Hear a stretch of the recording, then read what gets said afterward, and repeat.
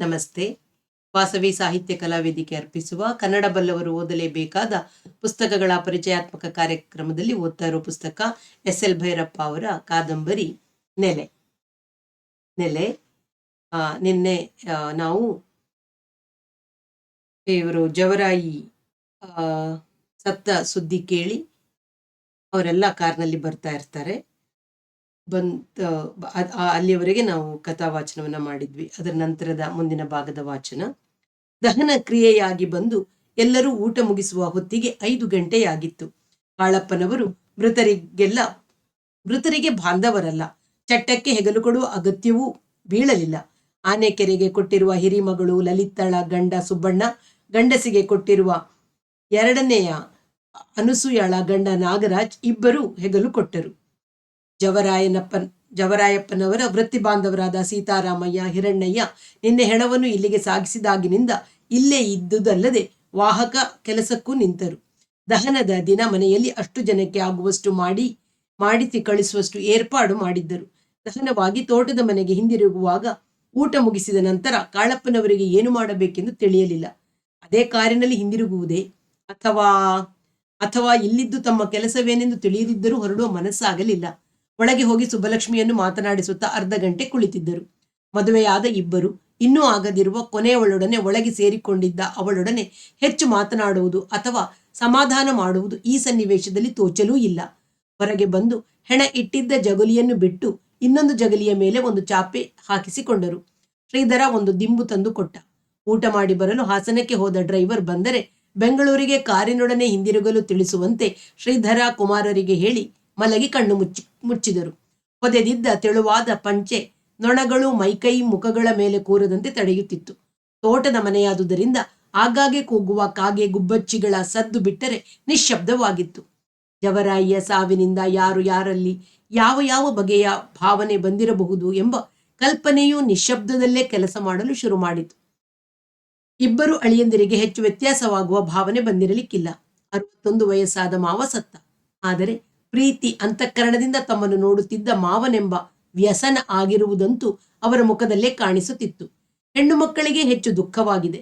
ಅಪ್ಪನು ಈ ವಯಸ್ಸಿನಲ್ಲಿ ಬೇರೆ ಹೆಂಗಸನ್ನಿಟ್ಟುಕೊಂಡು ದೂರವಿದ್ದಿರಬಹುದು.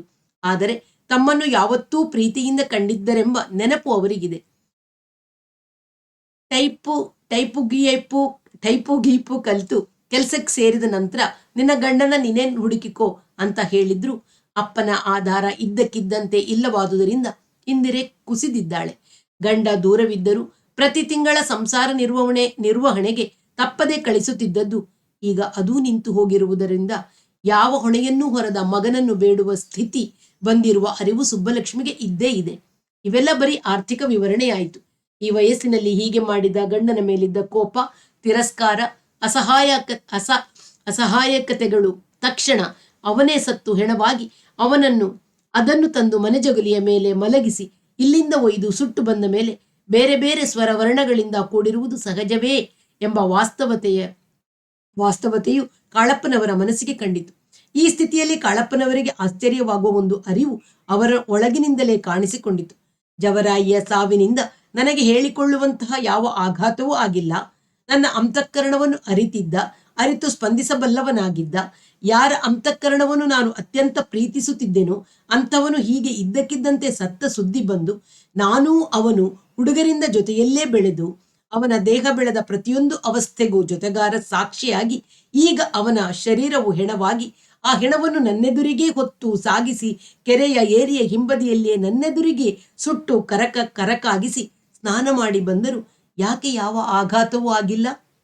ಇಂಥ ಸ್ಥಿತಿಯನ್ನು ವಿವರಿಸಲು ಸಾಧಾರಣವಾಗಿ ಬಲಗೈ ಹೊರಟು ಹೋಯಿತು, ಆಧಾರ ಕುಸಿಯಿತು, ಊರೇಗೋಲು ಮುರಿಯಿತು, ಸ್ವಾಧೀನ ತಪ್ಪಿತು ಮುಂತಾದ ಮಾತುಗಳನ್ನು ಬಳಸುತ್ತಾರಲ್ಲ, ಅಂಥದ್ದೇನು ನನಗೆ ಆಗಿಲ್ಲ. ಅಳುವುದಂತೂ ಸಿಲ್ಲಿ, ಆದರೆ ದುಃಖವೇ ಆಗಿಲ್ಲವೇ ನನಗೆ ಎಂದುಕೊಂಡಾಗ ಒಮ್ಮೆ ಆಕಳಿಕೆ ಬಂತು. ರಾತ್ರಿ ನಿದ್ದೆ ಇಲ್ಲವೆಂಬ ನೆನಪಾದರೂ ಈಗ ಮಂಪರು ಕೂಡ ಹತ್ತುವುದಿಲ್ಲ. ಆಕಳಿಕೆ ಆಯಾಸದ್ದು ಎನಿಸಿತು. ಹಾಗಾದರೆ ಮನಸ್ಸು ಭಾವನೆಗಳ ಯಾವ ಸ್ಥಿತಿಯಲ್ಲಿದ್ದೇನೆ ನಾನು ಎಂಬ ಪ್ರಶ್ನೆ ಹುಟ್ಟಿತು. ತಮ್ಮನ್ನು ತಾವು ನಿರೀಕ್ಷಿಸಿಕೊಳ್ಳುತ್ತಿರುವಾಗ ಇದೇ ಪಕ್ಕದ ಜಗಲಿಯಲ್ಲಿ ಮಧ್ಯಾಹ್ನ ಹೆಣ ಎತ್ತುವ ಮುನ್ನ ನಮ್ಮ ಊರಿನವನೇ ಆದ ಪುಟ್ಟ ಜೋಯಿಸ ಮಾಡಿಸುತ್ತಿದ್ದ ಕರ್ಮದ ನೆನಪಾಯಿತು. ಸ್ನಾನ ಮಾಡಿ ಒದ್ದೆ ತಲೆಯಲ್ಲಿ ಬಂದು ಹೆಣದ ಮುಂದೆ ಕುಳಿತ ಕುಮಾರನ ಕೈಯಲ್ಲಿ ಸಂಕಲ್ಪ ಮಾಡಿಸಿ ಆರಂಭಿಸಿದ ಮಂತ್ರ. ಮುಮೂರ್ಷು ಸ್ವಯಮೇವ ಪ್ರಾಯಶ್ಚಿತಂ ಕುರ್ಯಾತ್, ಅಶಕ್ತಚೇತ್ ಪುತ್ರ ಕುರ್ಯಾತ್, ಸ್ನಾತ್ವಾ ಶುದ್ಧ ವಸ್ತ್ರಂ ಪರಿದಾಪ್ಯ. ನಡುವೆ ಯಾವುದೋ ಸಾಮಾನು ತಂದುಕೊಡುವುದು ತಡವಾಗಿ ಅವನು ಮಂತ್ರ ನಿಲ್ಲಿಸಿ ನಿರೀಕ್ಷಿಸುತ್ತಿದ್ದಾಗ ನಾನೇ, ಪುಟ್ಟಯ್ಯ ನೀನು ಆರಂಭ ಮಾಡಿದೆಯಲ್ಲ, ಸ್ವಯಮೇವ ಪ್ರಾಯಶ್ಚಿತಂ ಕುರ್ಯಾತ್ ಅಂತ. ಯಾರು? ಸಾಯುವವನೇ ಮಾಡಿಸಬೇಕು ಅಂತಲೇ ಅರ್ಥ. ಹೌದು ಹೌದು, ಪ್ರಾಣೋತ್ಕ್ರಮಣ ಕಾಲೇ ಸುಖೋತ್ಕ್ರಮಣ ಸಿದ್ಧ್ಯರ್ಥಂ ಸಾಯುವವನೇ ಪ್ರಾಯಶ್ಚಿತ ಮಾಡಿಕೋಬೇಕು. ತಾನು ಮಾಡಿರಬಹುದಾದ ಪಾಪಗಳನ್ನೆಲ್ಲ ಜ್ಞಾಪಿಸಿಕೊಂಡು ಅವುಗಳ ಪರಿಹಾರಾರ್ಥ. ಇದು ಉತ್ತಮ ಕರ್ಮ. ಹಾಗೆ ಅವನಿಗೆ ಮಾಡಿಕೊಳ್ಳೋಕೆ ಸಾಧ್ಯವಾಗಲಿಲ್ಲ ಅನ್ನು. ಆಗ ಜೀವ ಹೋಗುತ್ತಾ ಮಲಗಿರುವ ತಂದೆಯ ಮುಂದೆ ಕೂತು, ಮಮ ಪಿತುಹು ಪ್ರಾಣೋತ್ಕ್ರಮಣ ಕಾಲೇ ಸುಖೋತ್ಕ್ರಮಣ ಸಿದ್ಧ್ಯರ್ಥಂ ಪ್ರಾಯಶ್ಚಿತಂ ಕರಿಷ್ಯೆ ಅಂತ ಮಗ ಮಾಡಬೇಕು. ಇದು ಎರಡನೇ ರಕಂ. ಅದು ಸಾಧ್ಯವಾಗಲಿಲ್ಲ, ಸಾಯೋ ಮುಂಚೆ ಮಗ ಇದ್ದೇ ಇರ್ತಾನೆ ಅನ್ನೋ ಖಾತ್ರಿ ಏನಿದೆ?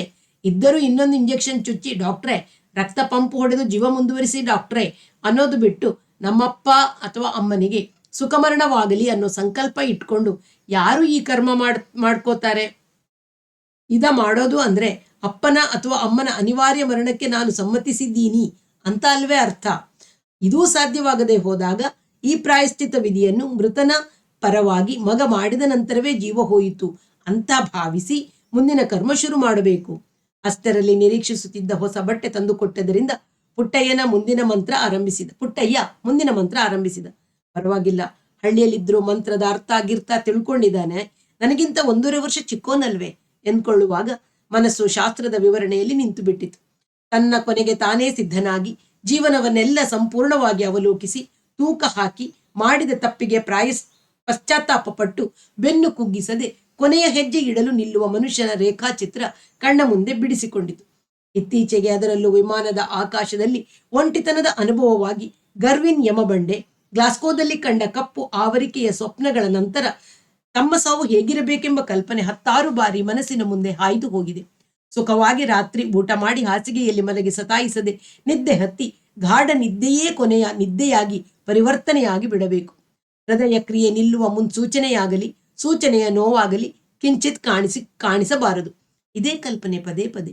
ಒಟ್ಟಿನಲ್ಲಿ ನರಳದೆ ನೋಯದೆ ಬೇರೆ ಒಬ್ಬರ ಸೇವೆಯ ಹಂಗು ಕರುಣೆ ತಿರಸ್ಕಾರಗಳಿಗೆ ಬೀಳದೆ ಸಾವು ಹತ್ತಿರ ಬಂತೆಂಬ ಅಂಜಿಕೆ ಆತಂಕಗಳು ಇಲ್ಲದೆ ದೇಹದ ನಿದ್ರೆಯು ಜೀವನದ ನಿದ್ರೆಯಾಗುವಂತಹ ಬಯಕೆಯೇ ಗುರುತು.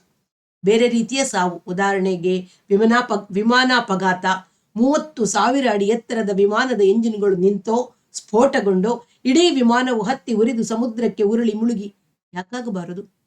ಇಂತಹ ಕಲ್ಪನೆ ಯಾಕೆ ಬರಲಿಲ್ಲ? ಸಾವಿನಲ್ಲಿ ನೋವಿರಬಾರದು. ಕೊನೆಯ ಕ್ಷಣದಲ್ಲಿ ಕೂಡ ಅದು ಬಂತೆಂಬ ಅರಿವಿರಬಾರದು. ಅದು ಕಳ್ಳನಂತೆ ಹಿಂಬದಿಯಿಂದ ಬಂದು ಕೊಂಡೊಯ್ಯುವ ಕರುಣೆ ತೋರಬೇಕು. ಕಾಯಿತನಂತೆ ಧೈರ್ಯವಿದ್ದರೆ ಸೆಣಸೆಂದು ಮೊದಲೇ ಘೋಷಣೆ ಕಳಿಸಿ ಪ್ರತೀಕ್ಷೆಯ ಅವಧಿಯನ್ನು ಕೊಡುವ ಪ್ರಚೋದಕ ಹಿಂಸೆ ಕೊಡಬಾರದು. ಕಾಳಪ್ಪನವರಿಗೆ ತಮ್ಮ ಬಗೆಗೆ ನಾಚಿಕೆ ಎನ್ನಿಸಿತು. ತಾವಿನ್ನು ಸಾವನ್ನು ನಿರ್ಮೋಹದಿಂದ ಸ್ವಾಗತಿಸುವ ಮನಸ್ಥಿತಿಯನ್ನು ಮುಟ್ಟಿಲ್ಲವೆನಿಸಿತು.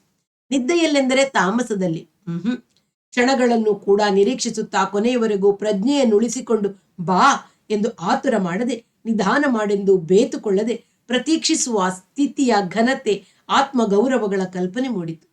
ಮನುಷ್ಯ ಸೋಲುವುದು ಗೆಲ್ಲುವುದು ಮುಖ್ಯವಲ್ಲ, ಅದು ಸದಾ ನಮ್ಮ ಕೈಯಲ್ಲಿರುವುದಿಲ್ಲ. ಸೋವಿನಲ್ಲೂ ಘನತೆ ಗೌರವಗಳನ್ನು ಉಳಿಸಿಕೊಳ್ಳುವುದು ಮುಖ್ಯ. ಯಾವ ವ್ಯಾಪಾರ ವ್ಯವಹಾರಕ್ಕೆ ಹೋಗಲಿ ಹೀಗೆಯೇ ನಿರ್ವಹಿಸಿದ್ದೇನೆ. ಕಂಪನಿಯ ಘನತೆಗೆ ಕುಂದು ಬಾರದಂತೆ, ಬೇರೆ ಕಂಪನಿಯವರು ಒಡ್ಡುವ ಸ್ವಂತ ಆಮಿಷಗಳು ನನಗೆ ಅರ್ಥವೇ ಆಗಲಿಲ್ಲ ಎಂಬಂತೆ ನಡೆದಿದ್ದೇನೆ. ಆದ್ದರಿಂದಲೇ ತಾಣೆಗೆರೆ ಎಂದರೆ ಕಂಪನಿಯಲ್ಲಿ ಮಾತ್ರವಲ್ಲ, ವಾಣಿಜ್ಯ ಪ್ರಪಂಚದಲ್ಲಿ ಗೌರವವಿರುವುದು.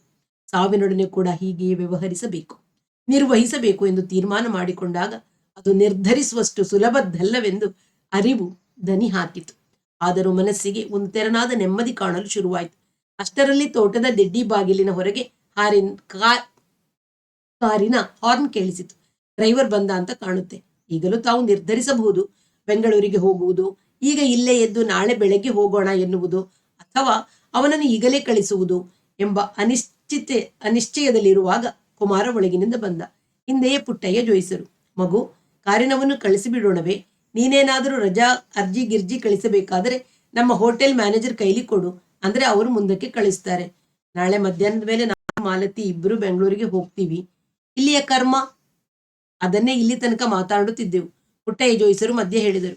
ನಾಳೆ ಅಸ್ಥಿ ಸಂಚಯನ ಮಾಡಿಬಿಟ್ಟರೆ 7ನೇ ದಿನದಿಂದ ಕರ್ಮ ಆರಂಭವಾಗಬಹುದು. ಭಾನುವಾರ ರಾತ್ರಿ ಪ್ರಾಣ ಹೋಯಿತು ಅಂತ ಇಟ್ಟುಕೊಂಡು ಭಾನುವಾರಕ್ಕೆ ಸೇರಿಸಿದರೆ ಮುಂದಿನ ಭಾನುವಾರ ಆರಂಭಿಸಬಹುದು. ನಾನು ಊರಿಗೆ ಹೋಗಿ ಬರ್ತೀನಿ. ಇವರಿಬ್ಬರು ಬೆಂಗಳೂರಿಗೆ ಹೋಗಿ ರಜಾ ಪಜಾ ದುಡ್ಡು ಕಾಸು ವ್ಯವಸ್ಥೆ ಮಾಡಿಕೊಂಡು ಬಂದ್ರೆ ಆಗುತ್ತೆ. ಹೆಣ್ಣು ಮಕ್ಕಳು ಇಲ್ಲೇ ಇರ್ತಾರೆ. ಅಳಿಯಂದಿರಿಬ್ರು ಹತ್ತಿರ ಇರೋದ್ರಿಂದ ಬಂದು ಹೋಗ್ತಿರ್ಬಹುದು. ತಾವೇನು ಮಾಡಬೇಕೆಂದು ಕಾಳಪ್ಪನವರಿಗೆ ತಕ್ಷಣ ಹೊಳೆಯಲಿಲ್ಲ. ಮಾವಯ್ಯ, ನೀವು ಹೀಗೆ ಮಾಡಿ ಎಲ್ಲ ಆಗಿ ವೈಕುಂಠ ಮುಗಿಯೋ ತನಕ ನೀವು ಇಲ್ಲೇ ಇದ್ದು ಮಾಡಿಸಿಕೊಡಬೇಕು ಎಂದು ಕುಮಾರನೇನು ಹೇಳಲಿಲ್ಲ. ಜವರಾಯಿಯಾಗಿದ್ದರೆ ಹುಕುಂ ಮಾಡಿದಂತೆ ಹೇಳಿಬಿಡುತ್ತಿದ್ದ. ಬರುವುದು ನಿನ್ನ ಸ್ವಾತಂತ್ರ್ಯ, ಹೊರಡುವ ಸ್ವಾತಂತ್ರ್ಯ ನಿನ್ನದಲ್ಲ ಅಂತ. ಸ್ನೇಹಿತನೇ ಬೇರೆ, ಸ್ನೇಹಿತನ ಮಗನೇ ಬೇರೆ ಎಂದುಕೊಳ್ಳುತ್ತಿರುವಾಗ ಹಿರಿಯ ಮಗಳು ಲಲಿತಾ ಒಳಗಿನಿಂದ ಬಂದು, ಮಾವಯ್ಯ, ಅಮ್ಮ ಕರೀತಾಳೆ ಎಂದಳು. ಇವರು ಎದ್ದು ಒಳಗೆ ಹೋದರು. ರೂಮಿನ ಕತ್ತಲೆಯಲ್ಲಿ ಕುಳಿತಿದ್ದ ಸುಬ್ಬಲಕ್ಷ್ಮಿಯ ಧ್ವನಿ ಮಾತ್ರ ಕೇಳಿಸಿತು. ಕಾರಿನ ಹಾರ್ನ್ ಕೇಳಿ ನನಗೆ ಗಾಬರಿ ಆಯ್ತು. ಇದೇನಪ್ಪ, ಹೊರಟು ಬಿಡ್ತಾರೋ ಅಂತ. ನೀವು ಬೆಂಗಳೂರಿಗೆ ಬಂದು 1.5 ತಿಂಗಳಾಯ್ತಂತೆ. ಈ ಸಲ ಯಾಕೆ ಬರಲಿಲ್ಲ ಇಲ್ಲಿಗೆ? ರಜಾ ಹಾಕೋಕೆ ಅಂತ ನಮ್ಮ ಮಾಲತಿಯು ಕುಮಾರನು ಬೆಂಗಳೂರಿಗೆ ಹೋಗಿ ಬರ್ತಾರಂತೆ. ನೀವು ಇಲ್ಲೇ ಇದ್ದು ಬಿಡಿ. ನಿಮ್ಮ ಬಟ್ಟೆ ಬರೆ ಬೇಕಾದರೆ ತಗೊಂಬರೋ ಹಾಗೆ ಕುಮಾರನಿಗೆ ಹೇಳಿ. ಅನಿಶ್ಚಯ ಬಗೆಹರಿಯಿತು.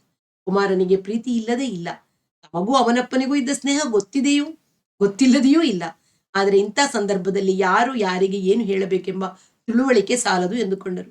ಸುಬ್ಬಲಕ್ಷ್ಮಿಗೆ ಬಟ್ಟೆ ಬರೆ ಏನು ತಂದಿರೋದೇ ಆಗುತ್ತೆ. ಹಾಗಾದ್ರೆ ನಾಳೆ ಮಧ್ಯಾಹ್ನದ ಮೇಲೆ ಹೋಗು, ಇವರಿಬ್ಬರನ್ನು ಕರ್ಕೊಂಡು ಅಂತ ಡ್ರೈವರ್ಗೆ ಹೇಳ್ತೀನಿ ಎಂದು ಹೊರಗೆ ಬಂದರು. ಕುಮಾರ ಬೇಲಿಯ ಹತ್ತಿರ ಒಬ್ಬನೇ ನಿಂತಿದ್ದ. ಅವನನ್ನು ಹಲಸಿನ ಮರದ ಕೆಳಗೆ ಕರೆದುಕೊಂಡು ಹೋಗಿ ಕೇಳಿದರು. ತಿಥಿಗೆ ಒಟ್ಟು ಎಷ್ಟು ಬೇಕಾಗುತ್ತೆ ಅಂತ ಬಜೆಟ್ ಮಾಡಿದ್ಯಾ? ಅಷ್ಟು ಕ್ಯಾಶ್ ಇದೆಯಾ ಬ್ಯಾಂಕಿನಲ್ಲಿ? ಇಲ್ಲದಿದ್ದರೆ ಸಂಕೋಚ ಪಟ್ಕೊಳ್ಬೇಡ. ನಾನು ಹೋಟೆಲ್ ಮ್ಯಾನೇಜರಿಗೆ ಒಂದು ಚೀಟಿ ಕೊಡ್ತೀನಿ, ಎಷ್ಟು ಬೇಕಾದರೂ ಈಸ್ಕ. ಅಥವಾ ಚೆಕ್ ಪುಸ್ತಕ ಇದೆ ಹತ್ತಿರ, ಹಾಸನಕ್ಕೆ ಹೋಗಿ ಹೋಟೆಲ್ ಗುಂಡಪ್ಪನವರಿಗೆ ಕೊಟ್ರೆ ಅವರ ಖಾತೆಗೆ ಜಮಾ ಮಾಡಿಕೊಂಡು ಎಷ್ಟು ಬೇಕಾದರೂ ನಗದು ಈ ಕ್ಷಣ ಕೊಡ್ತಾರೆ. ಅವನಿಗೆ ತಕ್ಷಣ ನಿಶ್ಚಯಕ್ಕೆ ಬರಲಾಗಲಿಲ್ಲ. ಬರೀ ನಿದ್ದೆ ಕೆಟ್ಟ ಜೋಲು ಕಳೆಯಲ್ಲ, ಅವನ ಮುಖವು ಬೇರಾವುದೋ ಪ್ರಪಂಚದ ಭಾವವನ್ನು ವ್ಯಕ್ತಪಡಿಸುತ್ತಿತ್ತು. ಅಪ್ಪನ ಶರೀರವನ್ನು ಒಯ್ದು ಸ್ವತಃ ಕೈಯಿಂದ ಬೆಂಕಿ ಹಚ್ಚಿ ಸುಟ್ಟು ಕರ್ಮ ಮಾಡಿ ಬಂದಿದ್ದಾನೆ.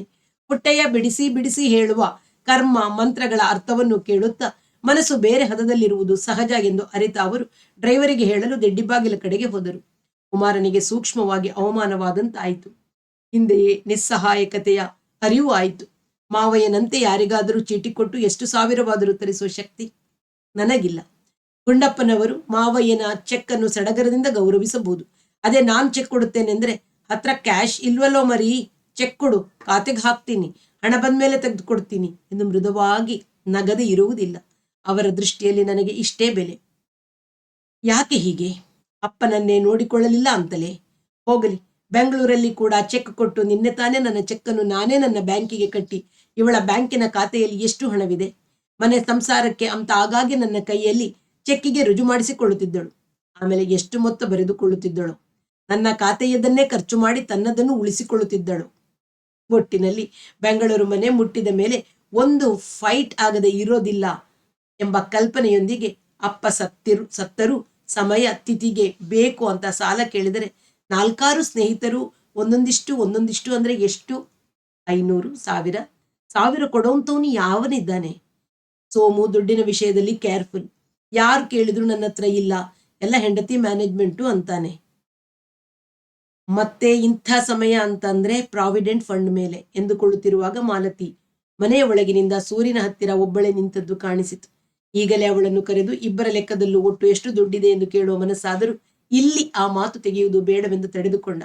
ಅವಮಾನ ಮತ್ತು ನಿಸ್ಸಹಾಯಕತೆಯಾಗಿ ಕಾಣಿಸಿಕೊಂಡಿದ್ದುದು ಈಗ ಸಿಟ್ಟಿನ ರೂಪ ತಾಳುತ್ತಿರುವುದು ಅವನಿಗೆ ತಿಳಿಯುತ್ತಿತ್ತು. ಲಲಿತಾ ಮತ್ತು ಅನಸೂಯರ ಮದುವೆಯ ಖರ್ಚನ್ನು ಪೂರ್ತಿಯಾಗಿ ಮಾವಯ್ಯನೇ ಕೊಟ್ಟಿದ್ದುದು, ತನ್ನ ವಿದ್ಯಾಭ್ಯಾಸ ಸಮಯದಲ್ಲೂ ಅವರು ಕೊಡುತ್ತಿದ್ದುದು ಅವನಿಗೆ ಗೊತ್ತಿತ್ತು. ತನಗೆ ಗೊತ್ತಾದದ್ದು ಅಮ್ಮನ ಮೂಲಕ. ಅವರು ಯಾವುದನ್ನು ಎಂದೂ ಅಪ್ಪನ ಕೈಯಲ್ಲಿ ಮಾತ್ರ ಯಾರಿಗೂ ಗೊತ್ತಾಗದಂತೆ ಕೊಟ್ಟಿದ್ದಾರೆ. ಅಮ್ಮನಿಗೂ ಆ ಬಗೆಗೆ ತಮ್ಮ ಮಾತುಕತೆಯ ನಡಾವಳಿಕೆಯಲ್ಲಿ ಸುಳಿವು ಕೊಟ್ಟಿಲ್ಲ. ಯಾವಾಗಲೂ ಅಪ್ಪನೇ ತಡೆಯದೆ ಅಮ್ಮನಿಗೆ ಹೇಳಿದ್ದರಿಂದ ಮಾತ್ರ ಅದು ಹೊರಬಂದಿದೆ. ಅದು ಅಪ್ಪ ಮಾವಯ್ಯನವರ ಸ್ನೇಹ. ಮಾವಯ್ಯ ಹೇಳಿದರು ಅಂತ ಈಸ್ಕೊಂಡ್ರೆ ಅಪ್ಪನ ಗಂಡು ಮಗನಾಗಿ ಹುಟ್ಟಿದ ನನ್ನ ಗೌರವ ಏನಾಗಬೇಕು ಎಂಬ ಮಾನವು ಸೂರುಕಟ್ಟಿನ ಕೆಳಗೆ ನಿಂತಿದ್ದ ಹೆಂಡತಿಯನ್ನು ನೋಡುವಾಗ ಜಾಗೃತವಾಯಿತು. ಎಡೆ ಇಟ್ಟಿದ್ದ ಜಗಲಿಯ ಮೇಲೆ ದೀಪ ಹಚ್ಚಿ ಗಾಳಿಗೆ ಮರೆಯಾಗಿ ಒಂದು ಬಿದಿರು ಕುಕ್ಕೆ ದಬ್ಬ ಹಾಕಿದ್ದರು. ತಮಗೆ ಒಳಗೆ ಪಡಸಾಲೆಯಲ್ಲಿ ಹಾಸಿದ್ದರು. ಅಲ್ಲಿ ಬೇಡವೆಂದು ಕಾಳಪ್ಪನವರು ಇನ್ನೊಂದು ಜಗಲಿಯ ಮೇಲೆ ಮಲಗಿದರು. ಅವರ ಹತ್ತಿರವೇ ಪುಟ್ಟಯ್ಯ ಜೋಯಿಸರು. ಇಬ್ಬರೂ ಭೇಟಿಯಾಗಿ 7 ವರ್ಷವಾಗಿತ್ತು. ಈಗ ಒಂದಿಷ್ಟು ಸಾಣೆಗೆರೆ ವಿಷಯ ಹೇಳುತ್ತಾ ಇವರ ದೇಶ ವಿದೇಶಗಳ ಸಮಾಚಾರ ವಿಚಾರಿಸುತ್ತಾ ಅವರು ನಿದ್ದೆ ಮಾಡಿಬಿಟ್ಟರು. ಗಟ್ಟಿ ಗೊರಕೆಯೂ ಆರಂಭವಾಯಿತು. ಅವರನ್ನು ಸೊಳ್ಳೆ ಪಳ್ಳೆ ಕಚ್ಚುತ್ತಿರಲಿಲ್ಲ. ತೋಟದ ಸೊಳ್ಳೆ ಇಲ್ಲದಿದ್ದರೆ ಇವರಿಗೂ ನಿದ್ದೆ ಬರುತ್ತಿತ್ತು. ನಾಳೆ ಹಾಸನದಿಂದ ಒಂದು ಪರದೆ ತೆಗೆದುಕೊಂಡು ಬರಬೇಕು ಎಂದು ಪಟ್ಟಿ ಮಾಡಿಕೊಂಡ ಮೇಲೆ ಮನಸ್ಸು ಜವರಾಯಿ ಹೇಗೆ ಸತ್ತ ಎಂಬ ದಿಕ್ಕಿನಲ್ಲಿ ಹರಿಯಿತು. ಬರ ಹೇಳಿದ್ದ ಕಕ್ಷಿದಾರನು ಬಂದು ಬಾಗಿಲು ಬಡಿದರೂ ತೆಗೆಯದೇ ಇದ್ದುದರಿಂದ 4 ಜನ ಸೇರಿ ಪೊಲೀಸನವರನ್ನು ಕರೆಸಿ ಬಾಗಿಲು ತೆಗೆಸಿ ನೋಡಿದಾಗ ಹಾಸಿಗೆಯಲ್ಲೇ ಇದೆಲ್ಲ ಸರಿ. ಆದರೆ ಸಾಯುವ ಮೊದಲು ಅವನಿಗೆ ಸೂಚನೆ ಸಿಕ್ಕಿತ್ತೆ. ನನ್ನ ಸಾವು ಇನ್ನು ಇಷ್ಟು ದೂರವಿದೆ ಎಂಬ ಅರಿವಾಗಿತ್ತೆ. ಹಾಗಿದ್ದರೆ ಸಾವನ್ನು ಹೇಗೆ ಸ್ವೀಕರಿಸಿದ್ದ ಎಂಬುದನ್ನು ಪತ್ತೆ ಹಚ್ಚುವ ಸಂಕಲ್ಪವಾಯಿತು. ಇದ್ದಕ್ಕಿದ್ದಂತೆಯೇ ನೇರವಾಗಿ ಅವನ ಮನಸ್ಸನ್ನು ತಿಳಿಯುವ ಮೂಲವಿರಬಹುದಾದುದು ನೆನಪಿಗೆ ಬಂತು. ತಾವು ಹೋದ ವರ್ಷ ಹಾಸನಕ್ಕೆ ಬಂದಾಗ ಅವನು ಅದಕ್ಕೆ ಹಿಂದೆ ಯಾವಾಗಲಾದರೂ ಲಹರಿ ಬಂದಾಗ ತನ್ನ ಮನಸ್ಸಿನ ಅನುಭವಗಳನ್ನು ಒಂದು ಪುಸ್ತಕದಲ್ಲಿ ಬರೆಯುತ್ತಿದ್ದುದು ಅದನ್ನು ತಮಗೂ ತೋರಿಸಿದ್ದ ನೆನಪಾಯಿತು. ಅದರಲ್ಲಿ ಎಷ್ಟೋ ವಿಷಯಗಳನ್ನು ಅವನು ಮೊದಲೇ ಮಾತಿನಲ್ಲಿ ಹೇಳಿಬಿಟ್ಟಿದ್ದುದರಿಂದ ನನಗೆ ಅದನ್ನು ಸೂಕ್ಷ್ಮವಾಗಿ ಓದುವ ಆಸ್ತೆ ಹುಟ್ಟಲಿಲ್ಲ. ಸದಾ ನಾನು ಅವನ ಜೊತೆ ಇರುವಾಗ ಅದನ್ನು ಮಗ್ನತೆಯಿಂದ ಓದುವುದು ತಾನೇ ಹೇಗೆ ಸಾಧ್ಯವಿತ್ತು? ಆ ಪುಸ್ತಕ ಅವನ ಚಾಪಾ ಕಾಗದದ ರೂಮಿನಲ್ಲಿ ಇದ್ದೇ ಇರುತ್ತದೆ. ಅನಂತರವೂ ಅವನು ಅದರಲ್ಲಿ ಬರೆಯುವುದನ್ನು ಮುಂದುವರಿಸಿದ್ದರೆ ಏನಾದರೂ ಸಿಕ್ಕುತ್ತೆ ಎಂಬ ಭರವಸೆ ಹುಟ್ಟಿತು. ಹೋದ ಸಲ ಬಂದಾಗ ನಾನು ಹಗಲು ಹೊತ್ತನ್ನೆಲ್ಲ ಅವನ ಜೊತೆ ಚಾಪಾ ಕಾಗದದ ರೂಮಿನಲ್ಲೇ ಕಳೆಯುತ್ತಿದ್ದೆ ಎಂಬ ನೆನಪಾಯಿತು. ಬಸ್ಸಿನಲ್ಲಿ ಸುಮ್ಮನೆ ಆಯಾಸವೆಂದು ಅರಸೀಕೆರೆಗೆ ರೈಲಿನಲ್ಲಿ ಬಂದು ಟ್ಯಾಕ್ಸಿಯೂ ಸಿಗದೆ ಪುನಃ ರೈಲಿಗೆ ಕಾದು ಹಾಸನ ಸ್ಟೇಷನ್ಗೆ ಇಳಿದು ಅಲ್ಲಿಂದ ನೇರವಾಗಿ ಕಸ್ತೂರಳ್ಳಿ ತೋಟದ ಮನೆಗೆ ಹೋಗದೆ ಗುಂಡಪ್ಪನ ಹೋಟೆಲಿಗೆ ಯಾಕೆ ಹೋದೆ? ಅವನಿಗೂ ಪಾರ್ವತಮ್ಮನಿಗೂ ಸಂಬಂಧ ಬೆಳೆದು ಮನೆಯಲ್ಲಿ ಮನಸ್ತಾಪ ಹುಟ್ಟಿ ಅವನು ಚಾಪಾ ಕಾಗದದ ಕೋಣೆಯಲ್ಲೇ ವಾಸವನ್ನು ಮಾಡುತ್ತಿದ್ದುದು ನನಗಾದರೂ ಹೇಗೆ ಗೊತ್ತಾಗಬೇಕು? ಆಟೋದವನು ತೋಟಕ್ಕೆ ಬರುವುದಿಲ್ಲ ಎಂದದ್ದರಿಂದ, ಅಥವಾ ಆ ಹೊತ್ತಿನಲ್ಲಿ ಜವರಾಯಿ ಗುಂಡಪ್ಪನ ಹೋಟೆಲಿನ ಆಜುಬಾಜು ಅಥವಾ ಅದಕ್ಕೆ ಹತ್ತಿರವೇ ಆದ ಚಾಪಾ ಕಾಗದದ ಕೋಣೆ ತಾಲೂಕ್ ಕಚೇರಿ ಅಥವಾ ಜಿಲ್ಲಾ ಕಚೇರಿಗಳಲ್ಲಿ ಇರುತ್ತಾನೆಂಬ ಅಂದಾಜಿನಿಂದಲೇ ಹೋದದ್ದು. ಗುಂಡಪ್ಪ ಸೂಕ್ಷ್ಮ ತಿಳಿದವನು. ನನ್ನನ್ನು ಕೂರಿಸಿ ಕಾಫಿ ತಿಂಡಿ ಉಪಚಾರ ಮಾಡಿ ಅಷ್ಟರಲ್ಲಿ ಜವರಾಯಿ ಎಲ್ಲಿದ್ದರೂ ಹುಡುಕಿಕೊಂಡು ಬರುವಂತೆ 2 ಸಪ್ಲೈಯರನ್ನ ಕಳಿಸಿ ನನ್ನನ್ನು ನೋಡಿದ ತಕ್ಷಣ ಜವರಾಯಿ ಮುಖದಲ್ಲಿ ಎಷ್ಟು ಹಿಗ್ಗು! ಆ ಸಲ ಮಾತ್ರವಲ್ಲ, ಯಾವಾಗಲೂ ಬಾಯಿ, ಕೆನ್ನೆಗಳ ಮುದುರಿದ ಗೆರೆಗಳು, ಕಣ್ಣುಗಳಲ್ಲಿ ತುಂಬಿರುವ ಪ್ರೀತಿ, ಹುಬ್ಬಿನ ಕೂದಲಲ್ಲಿ ಕೂಡ. ಗುಂಡಪ್ಪನಿಗೆ ಹೇಳಿ ಮಹಡಿಯ ಮೇಲೆ ಹಿಂಬದಿಯಲ್ಲಿನ ಗದ್ದಲವಿಲ್ಲದ ರೂಮು ಮಾಡಿ ಅಲ್ಲೇ ಗುಂಡಪ್ಪನೆದುರೇ ಕೇಳುವ ಮನಸ್ಸು ಬಂದರೂ ತಡೆಯ ಹಿಡಿದು ನಾನು ರೂಮಿಗೆ ಬಂದ ನಂತರ ಯಾಕೋ ಹೋಟೆಲಲ್ಲೇ ರೂಮು ಎಂದು ಕೇಳಿದ ನಂತರ ಮೊದಲು ಸ್ನಾನ ಮಾಡು, ಎಲ್ಲ ಹೇಳ್ತೀನಿ. ಜವರಾಯಿ ನಾನು ಸೇರಿದರೆ ಊಟ ನಿತ್ಯ ಕರ್ಮಗಳಲ್ಲಿ ಕ್ರಮ ಉಳಿಯುತ್ತದೆಯೇ? ಸುಮಾರು 25 ದಿನ ಅಲ್ಲೇ ಇದ್ದೆವಲ್ಲ ಇಬ್ಬರು. ಹಗಲು ಅವನು ಚಾಪಾ ಕಾಗದದ ರೂಮು, ಸ್ನಾನ, ಊಟ, ತಿಂಡಿ, ರಾತ್ರಿ ಹೋಟೆಲ್. ಈಗ ಜ್ಞಾಪಕಕ್ಕೆ ಬರುತ್ತಿದೆ. ನಾಯಿ ನಾಗರಾಜಯ್ಯ ಅವನ ವೃತ್ತಿ ಸ್ಪರ್ಧಿ. ಇವನಿಗೆ ಕೇಡು ಮಾಡ ಹೊರಟು ಒಬ್ಬ ಸತ್ತು ದಹನಕ್ಕೆ ಹೋದ ದಿನ ಇವನಿಗೆ ಮೃತ್ಯು ಸಾಮೀಪ್ಯದ ಅನುಭವವಾಗಿ ಆ ಕ್ಷಣದಿಂದ ಅವನ ಬಗೆಗಿನ ತಿರಸ್ಕಾರ, ಕೋಪ, ದ್ವೇಷಗಳು ಸಂಪೂರ್ಣ ಬರಿದಾದುವಂತೆ. ಹಾಗಂತ ಹೇಳಿದ್ದನಲ್ಲವೇ? ಪುಸ್ತಕದಲ್ಲಿಯೂ ಬರೆದಿದ್ದರೂ ಇರಬಹುದು ಇದನ್ನು ಎಂದುಕೊಳ್ಳುವಾಗ ಕಚ್ಚುವ ಸೊಳ್ಳೆಯ ನಡುವೆಯೂ ನಿದ್ದೆಗತ್ತಿತು. ಬೆಂಗಳೂರಿನಲ್ಲಿ ಸೊಳ್ಳೆ ಪರದೆಯೊಳಗೆ ಮಲಗುತ್ತಿದ್ದರೂ ಊರಿಗೆ ಬರುವಾಗ ಅದಿಲ್ಲದೆಯೇ ಕುಮಾರ ನಿದ್ದೆ ಮಾಡುತ್ತಿದ್ದ. ಮಾಲತಿ ಇಲ್ಲದೆ ಬರುವುದು ಬಹಳ ಅಪೂರ್ವ. ಬಂದಾಗ ಹೋಲ್ಡ್ ಆಲ್ನಲ್ಲಿ ಪರದೆ ಹಾಕಿಕೊಳ್ಳದೆ ಇರುತ್ತಿರಲಿಲ್ಲ. ಒಳಗೆ ಅತ್ತಿಗೆ ನಾದಿನಿಯರ ಸಾಲಿನಲ್ಲಿ ಮಲಗಿದ್ದ ಅವಳು ಕಚ್ಚಿಸಿಕೊಂಡು ದಾಡುತ್ತಿದ್ದಳು. ನಡುಮನೆಯಲ್ಲಿ ತನ್ನ ಭಾವಂದಿರ ಸಾಲಿನಲ್ಲಿ ಮಲಗಿದ್ದ ಕುಮಾರನಿಗೆ ಸಲಿಸಾಗಿ ನಿದ್ದೆ ಹತ್ತಿದ್ದು ಮಾತ್ರವಲ್ಲ, ಕನಸೂ ಬಿತ್ತು. ಆದರೆ ಸೊಳ್ಳೆಯ ಚುಚ್ಚುಗಳ ನಡುವೆ ಕಾಣಿಸಿಕೊಂಡದು ಸ್ವಪ್ನವು ಅಥವಾ ನೆನಪಿನ ಸರವು ಎಂಬ ಅನುಮಾನ ಅರಿವುಗಳು ಅವನ ಪ್ರಜ್ಞೆಯ ಒಂದು ನಿಗೂಢ ಮೂಲೆಯಲ್ಲಿ ಜಾಗೃತವಾಗಿರುತ್ತಿದ್ದವು. ವ್ಯತ್ಯಾಸವಿಷ್ಟೇ.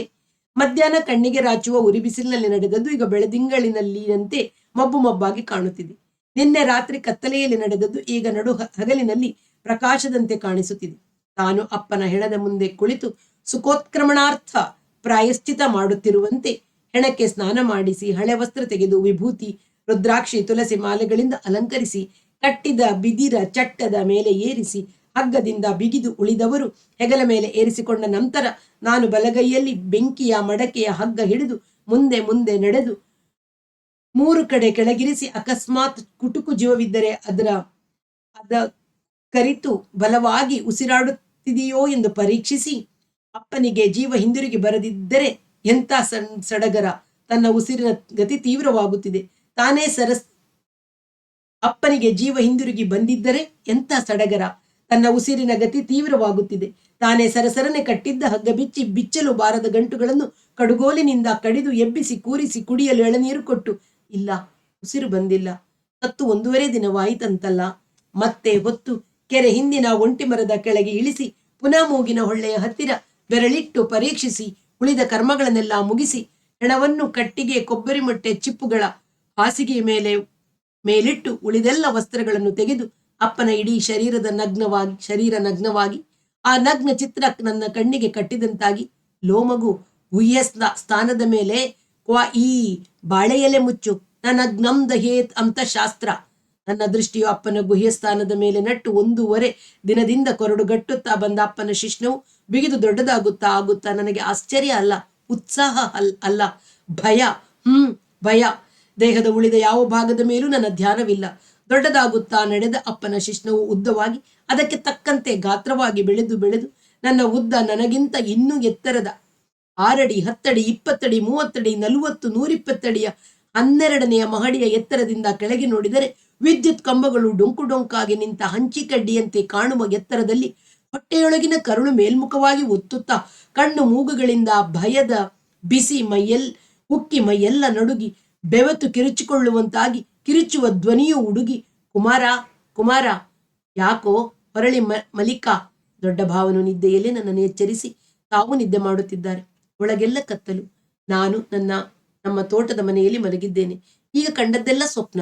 ಆದರೂ ಧ್ಯಾನವೆಲ್ಲ ಹಿಡಿದು ನಿಲ್ಲಿಸಿಕೊಂಡ ಅಪ್ಪನ ಶಿಶ್ನ, ಅದು ಬೆಳೆಯುತ್ತಾ ಹೋದ ಕ್ರಮ, ನನ್ನ ಜೊತೆಗೆ ನನಗಿಂತ ಎತ್ತರಕ್ಕೂ ಕೊನೆಗೆ ಕತ್ತೆತ್ತಿ ನೋಡಿದರೂ ತಲೆ ಕಾಣದ ಆಕಾಶದ ಎತ್ತರಕ್ಕೆ ಮನಸ್ಸನ್ನೆಲ್ಲ ಆವರಿಸಿದ ಆ ಚಿತ್ರ ಅರ್ಥ ಮಾತ್ರ ತಿಳಿಯುತ್ತಿಲ್ಲ, ಆದರೆ ಆಕ್ರಮಿಸಿ ಬಿಟ್ಟಿದೆ. ಕುಮಾರ ಕತ್ತಲೆಯಲ್ಲಿ ಕಣ್ಣು ಬಿಟ್ಟುಕೊಂಡಂಗಾತ ಮಲಗಿದ. ಜಗಲಿಯ ಮೇಲೆ ಹೆಣದ ಮುಂದೆ ಕುಳಿತು ಆರಂಭಿಸಿ ಏರಿಯ ಹಿಂದೆ ಬೆಂಕಿ ಹೊತ್ತಿಸಿ ಸುಟ್ಟ ಅನಂತರ ಮುಗಿಸಿದ ಕರ್ಮಗಳೆಲ್ಲ ನೆನಪಿಗೆ ಬರುತ್ತಿವೆ. ಸ್ವಪ್ನದಲ್ಲಿ ಬಂದಂತೆ ಬಿಸಿಲಿದ್ದ ಕಡೆ ಬೆಳದಿಂಗಳಂತೆ ಮಬ್ಬಾಗಿ ಅಲ್ಲ, ವಾಸ್ತವ ಅನುಭವಗಳಲ್ಲಿ ಇದ್ದಂತಹ ಬೆಳಕು ಆಕಾರ ಗಾತ್ರ ಪ್ರಮಾಣಗಳಲ್ಲಿ. ಸ್ವಪ್ನದಲ್ಲಿಯಂತೆ ನಿಗೂಢತೆಯು ಹಿನ್ನೆಲೆ ಇಲ್ಲದೆ. ಆದರೂ ಒಟ್ಟಿನಲ್ಲಿ ಮನಸ್ಸಿನ ಚೌಕಟ್ಟಿಗೆ ತಂದು ಜ್ಞಾಪಿಸಿಕೊಂಡು ನೋಡಿದರೆ ಒಂದು ತೆರನಾದ ನಿಗೂಢತೆ ನಿವಾರಿಸಲು ಸಾಧ್ಯವಾಗದಂತೆ ಹುಟ್ಟಿಯೇ ಹುಟ್ಟುತ್ತದೆ. ಅಪ್ಪನ ಇಡೀ ಹೆಣಕ್ಕೂ ಅದನ್ನು ದಹಿಸಿದ ತನಗೆ ಅರ್ಥವಾಗದ ಸಂಬಂಧವಿರುವ ಅನುಭವವಾಗುತ್ತದೆ. ನಡುವೆ ಒಂದು ಘಟನೆ ಮನಸ್ಸಿಗೆ ಬರುತ್ತದೆ. ಗಂಡು ಮಕ್ಕಳು ತಲೆಬೋಳಿಸಿಕೊಳ್ಳುವ ಶಾಸ್ತ್ರ ಬಂದಾಗ ಕನಿಷ್ಠಂ ಪೂರ್ವಂ ಹಿರಿಯನು ಮೊದಲು, ಅನಂತರ ಹಿರಿಯ. ಎಲ್ಲಪ್ಪ ಶ್ರೀಧರ ಬಾ, ವಪನ ಮಾಡಿಸಿಕೊ. ಜೋಯಿಸರು ಕರೆದಾಗ ಶ್ರೀಧರ ನಂಗೆಲ್ಲ ಅದ್ರಲ್ಲಿ ನಂಬಿಕೆ ಇಲ್ಲ ಅಂತ ತಟಾರನೆ ಅನ್ನಬಾರದಾಗಿತ್ತು. ಜೋಯಿಸರು ರೇಗಿದಾಗ ಮಾವಯ್ಯ ಹೋಗಲಿ ಬಿಡಿ, ಅವನಿಗೆ ನಂಬಿಕೆ ಇಲ್ಲದ ಮೇಲೆ ಎಂದ ನಂತರ ದರ್ಬೆಯ ಗರಿಯಿಂದಲೇ ಕೂದಲು ಹೆರೆದ ಸಂಜ್ಞೆ ಮಾಡಿದಾಯ್ತು. ನೀನು ಬಾ ಎಂದಾಗ ನಾನೇಕೆ ಹಾಗೆ ಮಾಡಿಬಿಡಿ ಎಂದೆ. ಅಷ್ಟರಲ್ಲಿ ಪುಟ್ಟಯ್ಯ ಜೋಯಿಸರಿಗೂ ರೇಗುವ ಮೂಡ್ ಕಳೆದು ಶಾಂತವಾಗಿ ನಿಮ್ಮ ಶ್ರದ್ಧೆಯಂತೆ ಆಗಲಿ ಅಂತ ದರ್ಬೆಯಲ್ಲಿ ಹೀಗಂದು ಮಂತ್ರವನ್ನು ಮುಂದಕ್ಕೆ ಹಾರಿಸಿದರಲ್ಲ. ದೊಡ್ಡ ಭಾವ, ಗಂಡಸಿ ಭಾವ, ಹಿರಣ್ಣಯ್ಯನವರು, ಸೀತಾರಾಮಯ್ಯನವರು ಎಲ್ಲರ ಮುಖದಲ್ಲೂ ಬೇಸರ ತುಂಬಿತ್ತು. ಯಾರು ಮಾತನಾಡದಿದ್ದರೂ ನಾನೇಕೆ ಮಾಡಿಸಿಕೊಳ್ಳಲಿಲ್ಲ. ಆತ್ಮಶುದ್ಧಿಗಾಗಿ, ಪಿತೃಗಳ ಮುಕ್ತಿ ಹೇತುವಾಗಿ ವಪನ ಅಂತ ಹೇಳಿದ ಜೋಯಿಸರ ಮಾತಿನಲ್ಲಿ ನಂಬಿಕೆ ಹುಟ್ಟದಿದ್ದರೂ ಈಗ ಯಾಕೋ ಖೇದವಾಗಲು ಶುರುವಾಯಿತು. ನನಗೂ ಅಪ್ಪನಿಗೂ ಇರುವ ಸಂಬಂಧವನ್ನು ತಲೆಬೋಳಿಸಿಕೊಳ್ಳುವ ಮೂಲಕ ಗ್ರಹಿಸಬಹುದಿತ್ತೇ ಎಂಬ ಪ್ರಶ್ನೆ ಗೆದ್ದು ನಿಂತಿತು. ಉತ್ತರ ಕಾಣದಿಲ್ಲ. ಹಾಗೆಯೇ ಕಣ್ಣು ಮುಚ್ಚಿ ಮಲಗಿದ. ನಿದ್ದೆ ಬರಲಿಲ್ಲ. ಸ್ವಲ್ಪ ಹೊರಳಿದ ಮೇಲೆ ಉಚ್ಚೆ ಹೊಯ್ಯಬೇಕೆನಿಸಿತು. ನನಗೆ ಯಾವಾಗಲೂ ಹೀಗೆ. ತಲೆಯಲ್ಲಿ ಏನಾದರೂ ಕೆಲಸ ಆರಂಭವಾದರೆ ಪರಿಹಾರ ತೋಚದೆ ಇರುಸು ಮುರುಸು ಕಾಣಿಸಿಕೊಂಡರೆ ಮೂತ್ರ ವಿಸರ್ಜನೆಯ ಒತ್ತಡ ಕಾಣಿಸುತ್ತದೆ. ಎದ್ದು ಹೋದರೆ ವಾಸ್ತವವಾಗಿ ಮೂತ್ರಕೋಶದ ಕಾಲು ಭಾಗವೂ ತುಂಬಿರುವುದಿಲ್ಲ. ಸುಮ್ಮನೆ ಹೊರಳಾಡುವುದಕ್ಕಿಂತ ಹೋಗಿ ಬಂದರೆ ಮನಸ್ಸಾದರೂ ಹಗುರವಾಗುತ್ತದೆ ಎಂದು ಬಾಗಿಲ ಚಿಲಕ ತೆಗೆದು ಹೊರಗೆ ಬಂದ. ಬಲಗಡೆ ಜಗಲಿಯ ಮೇಲೆ ಮಾವಯ್ಯ, ಪುಟ್ಟಯ್ಯ ಜೋಯಿಸರು ಮಲಗಿದ್ದಾರೆ. ಎಡಗಡೆ ಅಪ್ಪನ ಶವ ಇಟ್ಟಿದ್ದ ಜಾಗದಲ್ಲಿ ಬಿದಿರು ಕುಕ್ಕೆಯ ಆಕೃತಿ ಮಬ್ಬಾಗಿ ಕಾಣಿಸುತ್ತಿದೆ. ಒಳಗಿನ ದೀಪದ ಎಣ್ಣೆ ತೀರಿರಬಹುದು, ಅಥವಾ ಕುಕ್ಕೆಯ ಸಂದಿಯಿಂದ ಗಾಳಿ ನುಗ್ಗಿ ಆರಿರಬಹುದು. ಹೊರಗೆ ಕತ್ತಲು. ಮುಂದೆ ನಡೆದು ಎಡಕ್ಕೆ ತಿರುಗಿ ದಿಡ್ಡಿ ಬಾಗಿಲಿನ ಬಲದ ಬೇಲಿಯ ಹತ್ತಿರ ವಿಸರ್ಜನೆ ಮಾಡಿದ. ವಾಸ್ತವವಾಗಿ 6ನೇ 1 ಭಾಗವು ಶೇಖರವಾಗಿರಲಿಲ್ಲ. ಹಾಗೆಯೇ ಕತ್ತೆತ್ತಿ ಆಕಾಶ ನೋಡಿದ. ನಕ್ಷತ್ರಗಳು ಒಂದೊಂದು ತೀವ್ರತೆಯ ಬಿಳುಪು ಪ್ರಕಾಶದಿಂದ ಹೊಳೆಯುತ್ತಿದ್ದವು. ವಜ್ರದಂತೆ ನೀಲಿ ಛಾಯೆಯಿಂದ ಪ್ರಕಾಶಿಸುವವೇ ಕೆಲವು, ಕಂದು ಬಿಳುಪಿನವು ಮತ್ತೆ ಕೆಲವು. ಗಾತ್ರದಲ್ಲೂ ಅಷ್ಟೇ. ಬರೀ ಗಂಡಿನಿಂದ ಎಣಿಸುತ್ತಾ ಹೋದರೆ ಮನಸ್ಸು ಮಾವಯ್ಯನ ಹೋಟೆಲ್ ರೂಮಿನ ಗೋಡೆಯ ಮೇಲಿನ ನೋಡಿದ 10,000 ಕೋಟಿ ನಕ್ಷತ್ರಗಳ ಸಮೂಹದ ಕಡೆಗೆ ತಿರುಗಿತು. ನಮ್ಮ ಸೂರ್ಯನೂ ಒಂದು ಅಂಶವಾಗಿರುವ ಕ್ಷೀರಪಥದಲ್ಲೇ 10,000 ಕೋಟಿ ನಕ್ಷತ್ರಗಳು, ಮತ್ತೆ ಇಂಥ ಅದೆಷ್ಟು ಸಾವಿರ ಲಕ್ಷವೋ ಕೋಟಿಯೋ ಗುಂಪುಗಳು. ಒಂದೊಂದನ್ನು ನೋಡಿದಾಗಲೂ ಆ ರೂಮಿನಲ್ಲಿ ತಲೆ ತಿರುಗಿ ಬರುವಂತಾದ ನೆನಪು ಬಂತು. ಇವುಗಳ ವಿಸ್ತಾರದ ಉಗಮ BScಯಲ್ಲಿ ಓದಿ ಮರೆತು ಉಳಿದದ್ದೇ ಸಾಕು ತಲೆಯನ್ನು ಛಿದ್ರ ಮಾಡಲು ಎನ್ನಿಸಿತು.